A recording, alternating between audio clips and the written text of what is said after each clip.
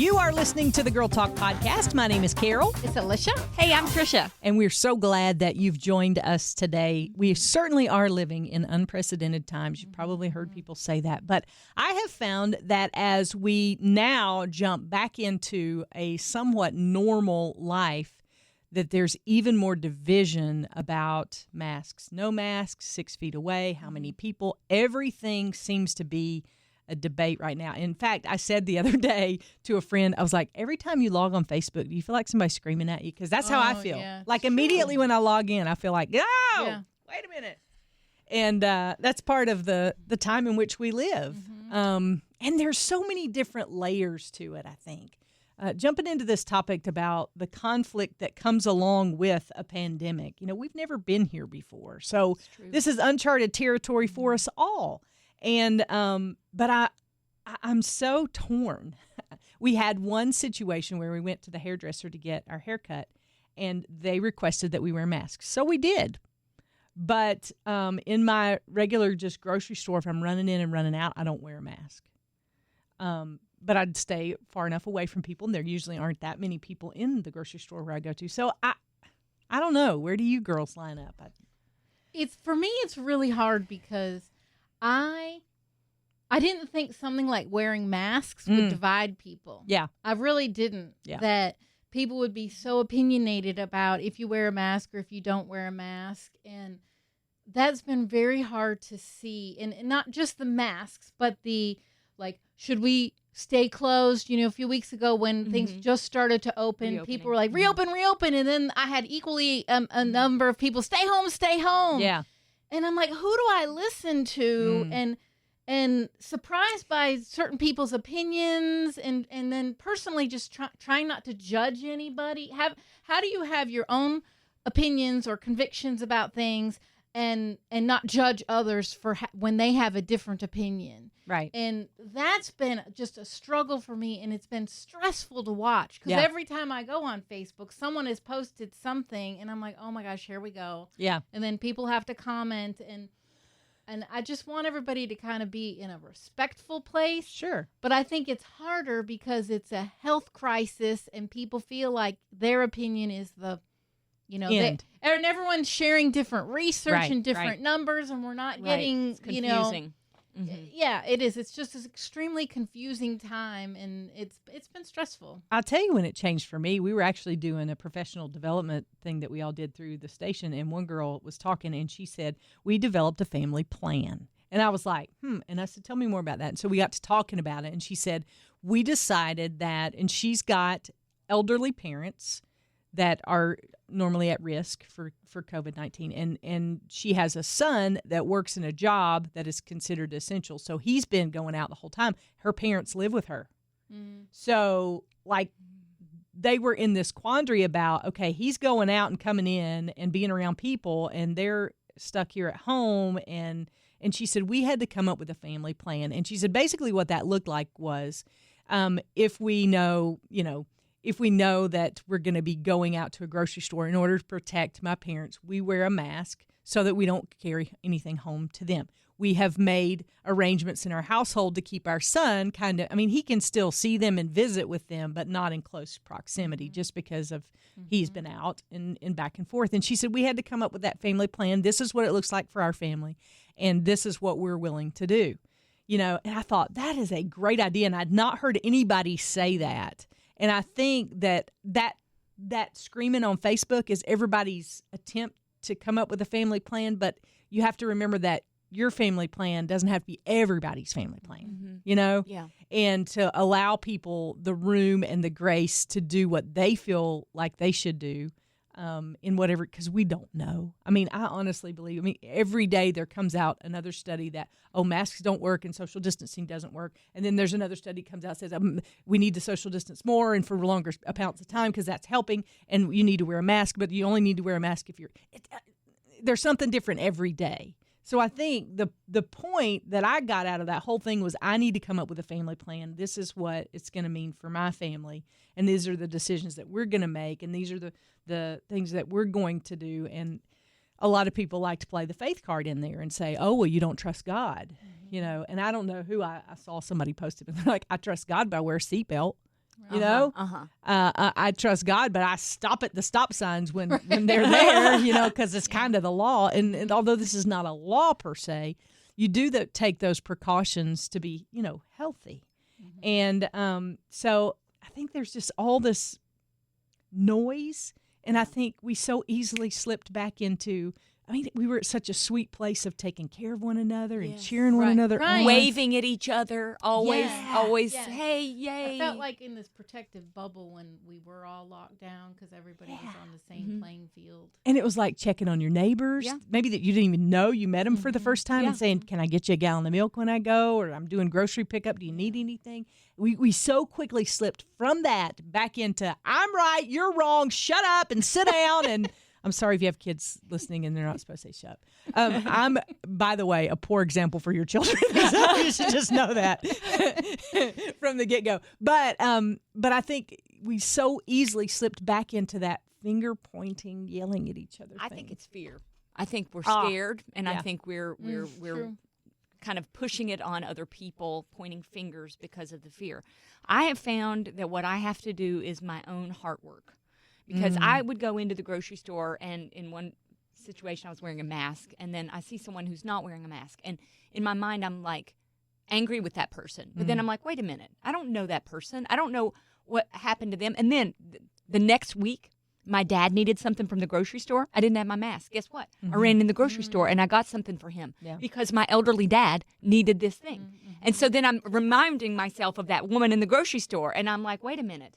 I don't have any right to judge anybody else. I don't know their story. I don't know their situation. So it's heart work that I have found. And when I'm fearful and when I am tired, I'm more likely to get angry or feel judgmental. And so God's put it on my heart to not judge other people. And you know, I mean, just as you're saying that, I'm thinking, when do I go in the grocery store? When I'm tired. Yeah, right. Seriously, right. I'm hungry and I'm tired always when I go to the grocery store because we've run out of something and I've got to go. And so that is like my emotions are already heightened. So thank you for pointing that out because that's a good reminder to me when I've ordered 9 pounds of crinkle cut French fries, yet I don't have sandwich bread so we can make a sandwich. Oh, my word. Forgot the ketchup. So hard. But anyway, you know, I think it is important to remember and to put yourself in someone else's shoes before you go shouting at them and you know. Even in your mind. Because you know, it's so God's true. calling it, you know, he calls it the way he sees it. So if I'm thinking it, then I'm responsible for it, even if I didn't write it on Facebook because I say that again for the ones in the back. Say it I'm again. saying it for me because I need to hear it. Like I'm responsible for it. If I'm thinking it, I'm responsible for it, and God will take it away. He'll help me, but I have to call it what it is. That applies to so many things going on in our country right now. You know, because some people will be quick to post, you know, the racial divide that's going on in our country. Well, I'm not a racist. Well, if you have those thoughts in your mind, then you need to deal with that. Yes. I saw a beautiful post from your pastor, actually, who talked about that very thing in your mind, you know, having those thoughts and dealing with them when they're there. And I think that's so true. We allow ourselves grace when it comes to thinking, but not the right kind of grace. We don't hold tight and be a good gatekeeper of those thoughts. It's an excuse. Yeah, exactly. I'm guilty of that too. Well, I am too, and I'm reading a lot about thoughts, how powerful our thoughts are, you know, and that they matter. And God has given us the ability to work on our thoughts. We are not a victim of our thoughts. That's right. Yeah. You identify them, you take them captive, and you replace them with something better. Yeah. God's truth. You know what? I think it's, I should know this because I'm not kidding y'all at all. A Beth Moore Bible study called Breaking Free. Have you heard of it? Yeah, It's a really hard one. It took me 7 years to get through. Really? Honestly, 7 years? Yeah. I think it's like 12 weeks or something. It took me 7 her years. studies are a little long, but that's No. 7 years. Because I kept pouting during it. You know, she kept like challenging you to do hard stuff. And I was like, I ain't doing that. Your lunch. Beth Moore, you just take that. And so it took me 7 years. It took me, I did. And I finally finished and I emailed her team at her office and said, I just want you to know I might be the longest student in Breaking Free y'all have ever had. 7 years, just saying. Cool. But I'm sure they thought, okay, she's takes her a while. Anyway, but she likens, and I'm pretty sure this is where this came from. She likens our thoughts to wallpaper on the walls of our minds. You know, you don't readily go into that and say, "Oh, I love this wallpaper." But it's kind of in the background, and it kind of shapes and forms and builds a culture in your mind of things that then come out of your mouth. And ever since I had that word picture in my mind, I'm like, what kind of wallpaper is in my mind right now? Right. That's great. Like, that's very kind of helpful. what's running in the background that could come up later and come out my mouth, because y'all know me. I'm bad to say stuff, and I'm like, oh, gosh, I wish I hadn't have said that. But in fact, you hear it most every week here on the Girl Talk podcast. There are things that I say that I'm like, oh, man, I wish I hadn't said that. And I am the world's worst. You know, I have to apologize a lot because I say things and then I find out that I hurt somebody, not intentionally at all, but I have to go back and apologize a lot. I'm like, that's not what I meant, and that's not the spirit in which I'm. And so I have to do a lot of explaining and God is working on me in that area and continues to, and has been for 48 years, honestly. It just is a good reminder to me that even those little things that you think aren't big things become the wallpaper of your mind and start to form habits and opinions and beliefs that somehow will work their way into your life if you're not careful. So I think you are so true. We do have to be a good gatekeeper of our minds and what goes on. It's the same way with what goes on in your mind during this COVID-19. When quarantine first started, I was like, cool, this is like an extended snow day, you know? And the first week, I was like all about it. I was like, let's make snow cream and let's clean everything. Remember when we cleaned everything? Yes. That went away. Yes, it went away very quickly. And I was like, let's make homemade cookies and share them with the neighbors. You know, I mean, I was all about it. But then after that first week, we like settled in. I was like, oh, stink. This is where we are. You know, this is going to be a while. And then the third week, I was like, "This for real they ain't over yet." Yeah. Well, I wrote rainy days. in my journal at the beginning. I said, "School's out for 2 weeks." Yeah. And I looked at it just the other day. I was like, "Oh man, we had no idea. No idea. We weren't going back." Yeah. We still don't know. I think that's the other really kind of thing right now is that we don't know what's going to happen in the fall. We don't know what's going to happen next winter. Like the uncertainty of it is maddening. Yes. And it affects us all and in different ways. And I have to remember that the person who, you know, I'm wanting to have that dialogue with that's not so positive on Facebook, they could be so stressed out about what's going to happen with school in the fall. Or their job, or how are they going to pay that bill, you know? Right. Well, and I think that's a healthy place to be, is to consider the other side of it, because I have found for myself, like I was talking the first week, it was like extended snow day. Second week, I'm okay, but like, really, y'all for real, let's draw this up. Let's, you know, and then, you know, because we can get anything in 2 days. I mean, surely they'll have a cure for this by Friday. Amazon can get me, you know, Amazon 2-day shipping for that cure. Right. So why in the world are we having to wait this long? You know, but then like on into it. But in managing my thoughts, I found that if I started the day like feeling heavy, like it got worse throughout the day, and that became the wallpaper in my mind. And I would go downhill. It was like a snowball rolling downhill. And I had to make intentional choices to say, I'm not going to engage with Facebook right now because I cannot do it. My sister called me one day and she was like, have you seen the news? Have you seen that? And I was like, I can't. Right. I don't have the mental capacity to be able to handle all that negative in my mind. I just go downhill way too quick. And so I think it's important to remember that if you're listening to this podcast and you've been isolated and you're like, this is filling the gap for my girlfriend time, I completely understand it. But I will say, please make some intentional steps to try to get out and connect with people, because I think that can be a dangerous. Somebody said, and I've read this in an article somewhere, probably on Facebook, but they said the second crisis of COVID-19 is going to be the mental health crisis because people have been isolated and they haven't connected with others. And I went to a baby shower a couple weeks ago. I was probably awkward. I was so excited. I was like, hey, how you doing? Oh, my word, it's so good to see you. They were like, bag it up.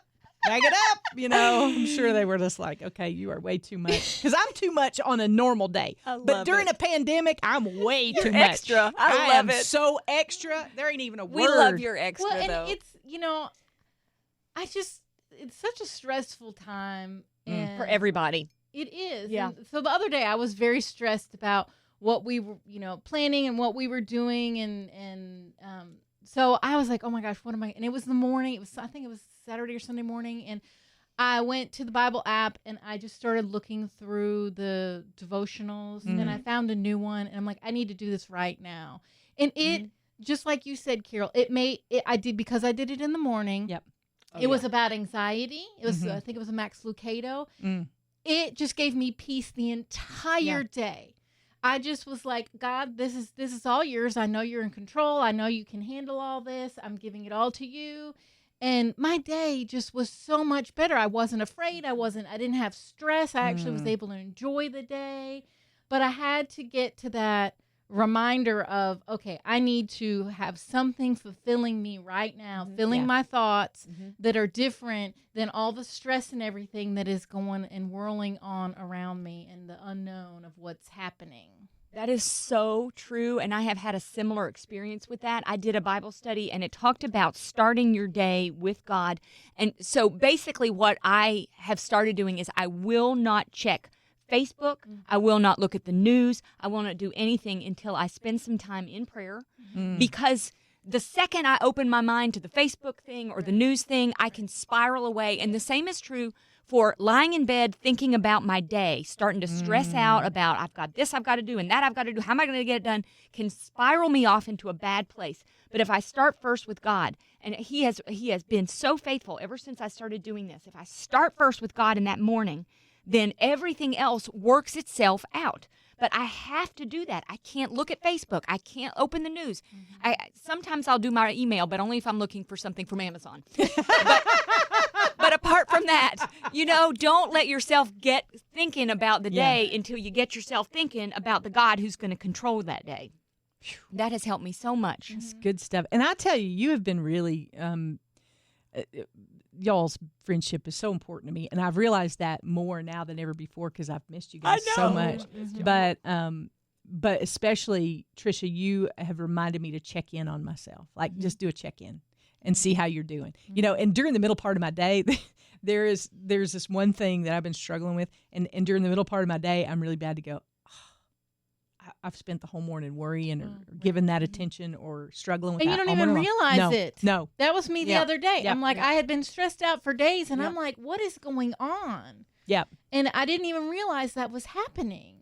It's just all this stuff around us is negative. Even, and it's loud, like you said. Yeah, it's very loud. In our face, and all the different opinions. And the other thing is they're coming from loved ones and friends. And you're trying to say, okay, well, Tricia thinks this way and Carol thinks this way, and I love them both. And how do I? And it's like making you reassess like your own opinions and thoughts and your own personal plan. Right. And, I just have to get to the point where like, this is my plan and this is what and I'm okay with everyone isn't going to be the same. That's not the way we're built. It's great to have different opinions and different ideas, but somehow we have to center ourselves so that doesn't get all muddy. Yeah. That's it. And when we look back on this time, will that really be a hill that was worth dying on? Right.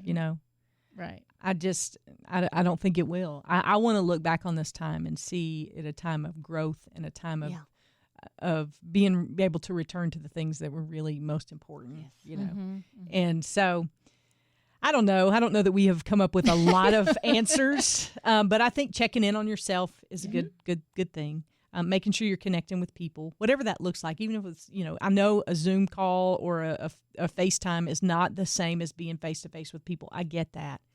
But it does help. It's better than nothing. It's better than we've nothing. Been doing our prayer. The women at the office have been doing a prayer time on Zoom. I love that. Yeah. Special. And even if you have a friend who's got a big front porch, go sit 6 feet apart and just visit for a while. But find ways to connect with people, because I think we as women have a need for that, and I'm finding that with my own girls that I go to church with. We're feeling that need, especially now, to connect with one another. We're hungry. We're hungry for connection. So good. I don't think I'll ever say again, I have to go to church. I think I'll say I get to go to church. And boy, wouldn't that be a gift if we look back on this time and are able to say that. We hope you're doing well. If you need anything, don't hesitate to reach out to us. You can email us, girltalk@thelightfm.org. You can also connect through the Facebook page. Just look for Girlfriends of the Girl Talk podcast. And that's going to do it for this episode. We'll see you next time we gather back around these microphones for the Girl Talk podcast.